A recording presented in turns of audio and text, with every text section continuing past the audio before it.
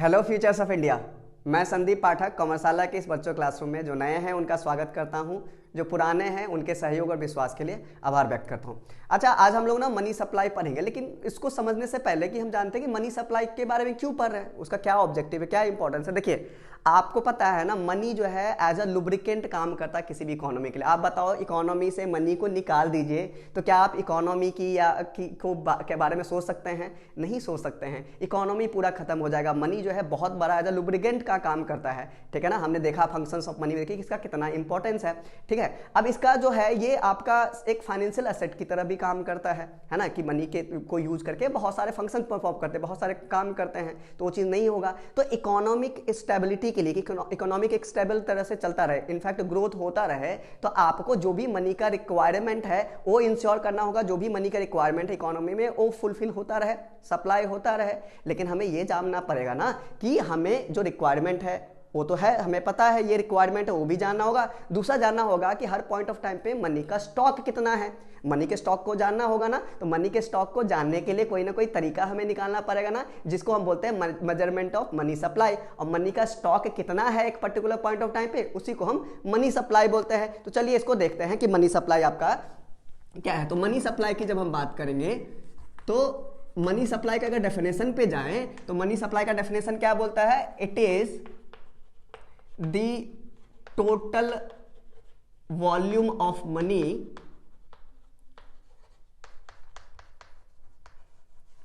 held by the public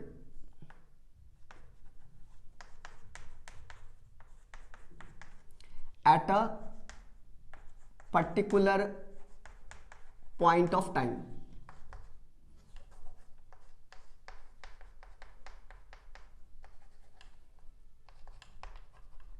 ठीक है, ये आपका डेफिनेशन है। अगर इस डेफिनेशन को आप ध्यान से देखें, इसमें क्या क्या कीवर्ड आया। देखो, मनी तो एक हाई, उस पर अभी देखेंगे। बाकी एक कीवर्ड क्या है कि money held by the public, मतलब जो पब्लिक ने पैसा रखा है, पब्लिक के पास जो पैसा है सिर्फ उसी को हम मनी सप्लाई में लेंगे। और दूसरा क्या है आपका, एक पॉइंट ऑफ टाइम की बात करेंगे, उस एक पर्टिकुलर पॉइंट ऑफ टाइम पे पब्लिक ने कितना पैसा रखा है। क्या कहने का मतलब है पब्लिक कहने का मतलब है कि यहाँ पे सिर्फ हम जो है, इसका मतलब कि हम यहाँ पे commercial bank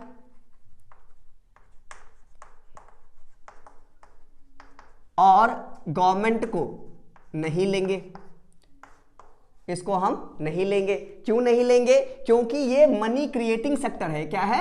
money creating sector है। ये मनी को क्रिएट करते हैं। गवर्नमेंट जो है मनी को प्रिंट कर सकता है, और कमर्शियल बैंक का मनी क्रिएशन आपने पढ़ा होगा, नहीं पढ़ा होगा तो क्या बोलते हैं, आपका मनी एंड बैंकिंग वाले टॉपिक में है कि मनी क्रिएट करता है, ठीक है। और दूसरी बात जो है यहाँ पे, इसको हम, ये सप्लायर है मनी के, ठीक है। इनके मनी को हम हाई पावर्ड मनी बोलते हैं। दूसरी बात कि इनका मनी जो है do not circulate in the economy, ये तो इनके पास ही रहता ना जब तक ये इकोनॉमी ना, तो ये इकोनॉमी में अवेलेबल नहीं है सर्कुलेशन के लिए, यूज करने के लिए। तो हम क्या लेते हैं, जब हम बात करते हैं पब्लिक की, तो पब्लिक वाले केस में सिर्फ हम लेते हैं money using sector, money using sector को लेते हैं, ठीक है। जो डिमांडिंग सेक्टर है, जो मनी का डिमांड करता है, उसको हम लेते हैं। अच्छा, आप बोलेंगे कौन डिमांड करता है? कॉमन सी बात है, दो सेक्टर है, हाउस होल्ड और दूसरा जो है आपका फर्म बोलिए, बिजनेस बोलिए, ये दोनों जो है डिमांड करता है, ये डिमांडिंग सेक्टर है। तो जब भी हम पब्लिक की यहाँ पे बात करें तो ये चीज बात करें। दूसरा, जब हम पॉइंट ऑफ टाइम की बात करते हैं तो पॉइंट ऑफ टाइम वाले में हम बात करते हैं, आपने पढ़ा होगा जब स्टॉक एंड फ्लो वाला मैंने शॉर्ट बनाए हुए पढ़ा हुआ है, आपने पढ़ा होगा कि स्टॉक और फ्लो में क्या डिफरेंस है। स्टॉक एक पर्टिकुलर पॉइंट ऑफ टाइम पे होता है, फ्लो जो है पर्टिकुलर पीरियड ऑफ टाइम की बात करें। यहाँ पे मनी सप्लाई किसकी बात करें? पॉइंट ऑफ टाइम की बात करें, पर्टिकुलर पॉइंट ऑफ टाइम की। ये कौन सा कंसेप्ट है? स्टॉक कंसेप्ट है। एग्जाम पर्सपेक्टिव से हाईली इंपॉर्टेंट हो सकता है। तो ये कौन सा कंसेप्ट है?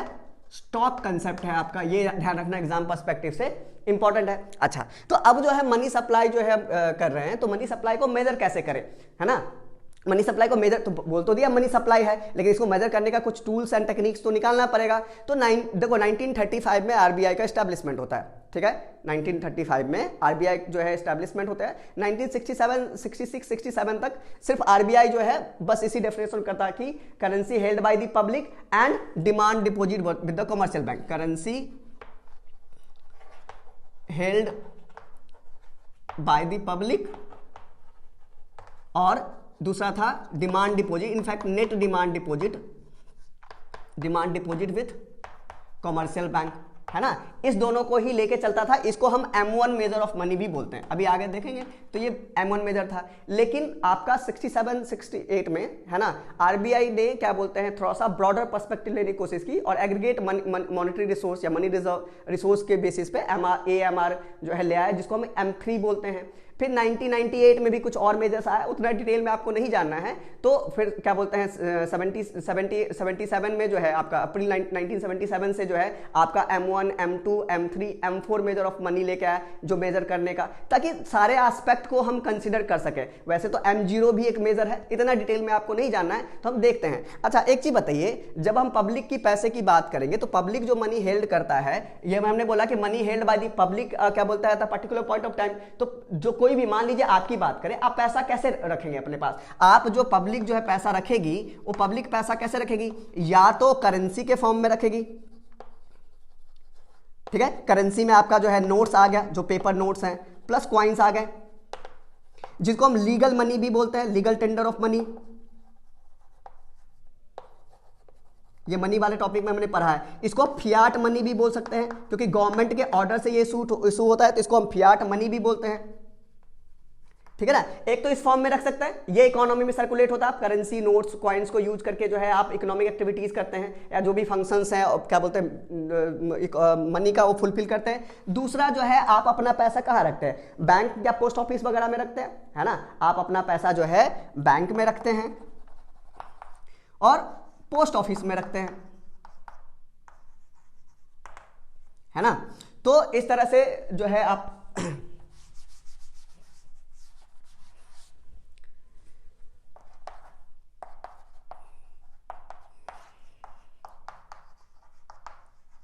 अच्छा, और इस बैंक और पोस्ट ऑफिस दोनों में ही पैसा आप दो फॉर्म में रखते हैं। एक तो आप सेविंग के फॉर्म में रखते हैं, जिसको हम डिमांड डिपॉजिट बोलते हैं। क्या बोलते हैं, डिमांड डिपॉजिट। अच्छा, इस पे ना मेरा वीडियो पड़ा हुआ है, शॉर्ट्स पड़ा हुआ है, एक टाइप्स ऑफ डिपॉजिट का, ठीक है, उसको आप देख सकते हैं। दूसरा जो है आप टर्म डिपॉजिट या टाइम डिपॉजिट बोलते हैं, इसको टर्म डिपॉजिट भी बोलते हैं, ठीक है। अब देखो, इसका नाम मैं थोड़ा सा यहां पे ब्रीफ करता हूं, इसके नाम से ही पता चलता है। डिमांड डिपॉजिट मतलब इसको हम बोलते हैं चेकेबल डिपॉजिट। क्या बोलते हैं, चेकेबल डिपॉजिट, ठीक है। और टाइम डिपॉजिट को हम बोलते हैं आपका जो चेक जिसके शुरू नहीं कर सकते। टाइम डिपॉजिट टर्म मतलब एक टाइम के लिए फिक्स हो गया, जैसे एफडी है, आरडी है ना, एक पर्टिकुलर टाइम के लिए फिक्स हो गया, इसको नहीं निकाल सकते हैं। और निकाल नहीं सकते, थोड़ा ना पैसा नहीं निकाल सकते हैं, पेनल्टी लगेगा क्या बोलते हैं डिपॉजिट को विड्रॉ करने का। ये इसमें आपका सेविंग बैंक आता है या करंट अकाउंट आता है, सेविंग अकाउंट, करंट अकाउंट, है ना, इसको हम कासा भी बोलते हैं, current account and saving account, ठीक है। वैसे ना सेविंग अकाउंट में दोनों की ही कैरेक्टरिस्टिक्स होती है, टाइम की और इसकी। क्योंकि देखो सेविंग में एक मिनिमम बैलेंस मेंटेन करना पड़ता है, मतलब फिक्स है, उसको नहीं निकाल सकते हैं, फिक्स डिपॉजिट वाली कैरेक्टरिस्टिक्स है, टाइम डिपॉजिट वाली, बाकी ऊपर का बैलेंस आप चेक इशू कर सकते हैं। तो इसके लिए ये सेविंग अकाउंट जो है दोनों में ही आता है, लेकिन जनरली हम सेविंग अकाउंट को भी हम डिमांड डिपॉजिट में लेते हैं। तो इस फॉर्म में ऐसा पोस्ट ऑफिस में चेकेबल डिपॉजिट नहीं होता है, चेकेबल डिपॉजिट नहीं होता है, ये हम बात करते हैं, तो ये वाली चीज को नहीं लेंगे। तो ये बेसिकली आप इस फॉर्म में पैसा रखते हैं, तो इसी को हम डिफरेंट फॉर्म में मेजर करने की कोशिश करते हैं। तो आपका जो है, इसको हम मेजर ऑफ मनी का देखें, एक बार इसको मैं इरेज कर देता हूं, फिर मेजर ऑफ मनी को देखते हैं। तो हमने देखा कि क्या बोलते हैं, पब्लिक जो है, पब्लिक पैसा कैसे रखेगा, या तो अपना करेंसी हेल्ड करके रखेगा, जो नोट कॉइन्स घर में आप रखते हैं, कैश रखते हैं, कॉइन्स रखते हैं, इस फॉर्म में। दूसरा आपने बैंक में रखा, तीसरा बैंक से क्या बोलते हैं पोस्ट ऑफिस में रखा। बैंक में भी दो फॉर्म में, एक तो डिमांड डिपॉजिट के फॉर्म में, जिसको चेकेबल डिपॉजिट बोलते हैं, जब भी चाहे आप निकाल सकते हैं पैसे, करंट अकाउंट, सेविंग अकाउंट, या दूसरा आप टर्म डिपॉजिट, टाइम डिपॉजिट के फॉर्म में रखते, एफडी, आरडी। ऐसी पोस्ट ऑफिस में भी दो तरह का होता है, सेविंग डिपॉजिट होता है। सेविंग मतलब चेकेबल डिपॉजिट, चेक वगैरह तो जनरली पोस्ट ऑफिस में फैसिलिटी नहीं इशू करने की, तो उसको चेकेबल डिपॉजिट नहीं बोल सकते, इसलिए डिमांड डिपॉजिट नहीं बोल सकते, उसको सेविंग अकाउंट डिपॉजिट बोलते हैं। तो सेविंग अकाउंट के सेविंग डिपॉजिट के फॉर्म में रखते हैं। दूसरा जो है आप टाइम डिपॉजिट, वहां पे भी आप जो है एक फिक्स टाइम पीरियड के लिए एफडी वगैरह कराते हैं, आरडी वगैरह कराते हैं, वहां पे भी रख सकते हैं, इस फॉर्म में रखते हैं। तो इसी सब को ध्यान में रखते हुए कि डिफरेंट फॉर्म में जो है मनी हेल्ड होता है, तो आरबीआई ने जो है 1977 से जो है 4 मेजर्स ऑफ मनी को निकाला। एक तो है आपका M1 measures of money, measures of money,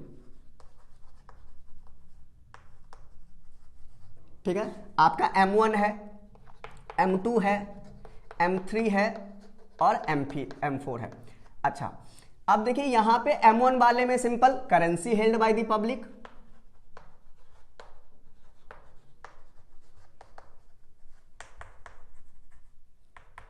plus net demand deposit. अच्छा, बहुत बार बुक वगैरह में डिमांड डिपॉजिट लिखा रहता है, हमेशा नेट डिमांड डिपॉजिट हम लेते हैं, डिमांड डिपॉजिट नहीं लेते हैं। Net demand deposit with commercial bank, ठीक है, पूरा लिख दूं क्या, कॉमर्शियल बैंक, कॉमर्शियल बैंक, ठीक है। और तीसरा एक आता है अदर डिपॉजिट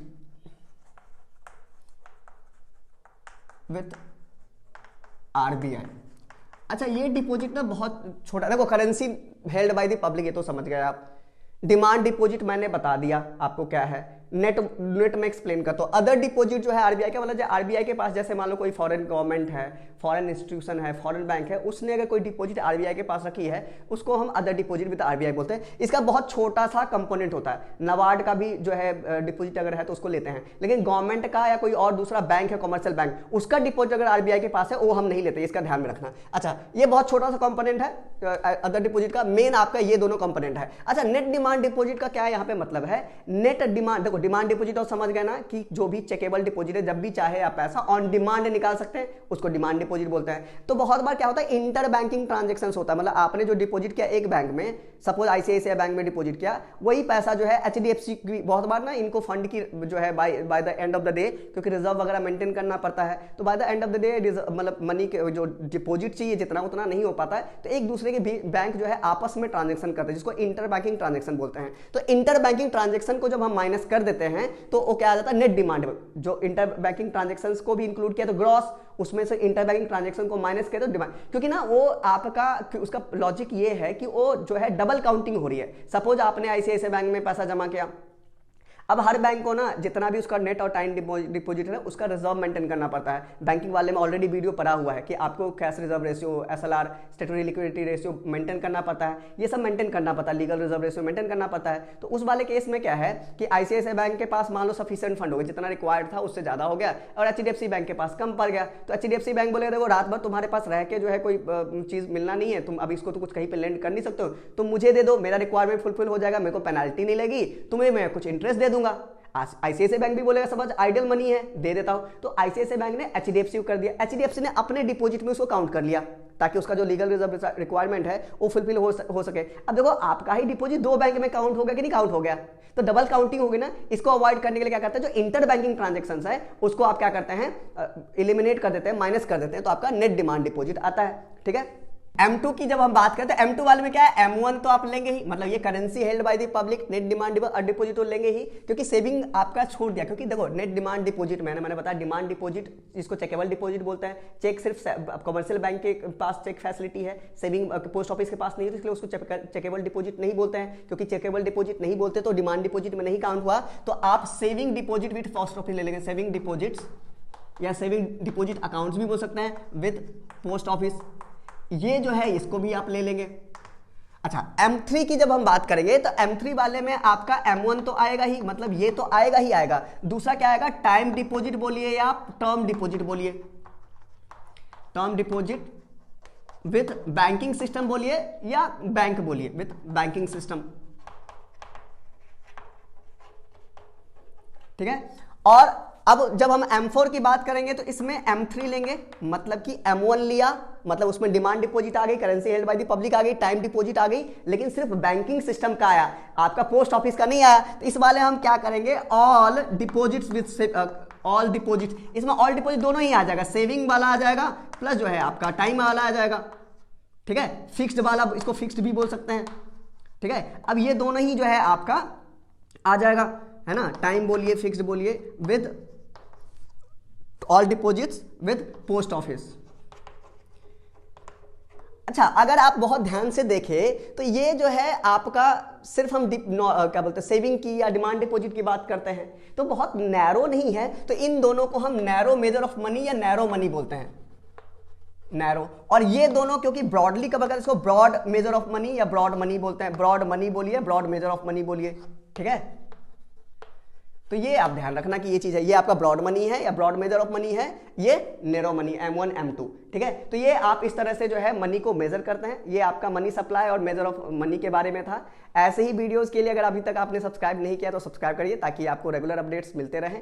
अगर आपको वीडियोस पसंद आई तो प्लीज़ लाइक करिए, अपने फ्रेंड्स के साथ भी शेयर करिए ताकि उनको भी फायदा मिल सके इसका। और मिलते हैं अगले वर्चुअल क्लासरूम में, तब तक के लिए थैंक यू सो मच। जय हिंद, जय भारत, वंदे मातरम।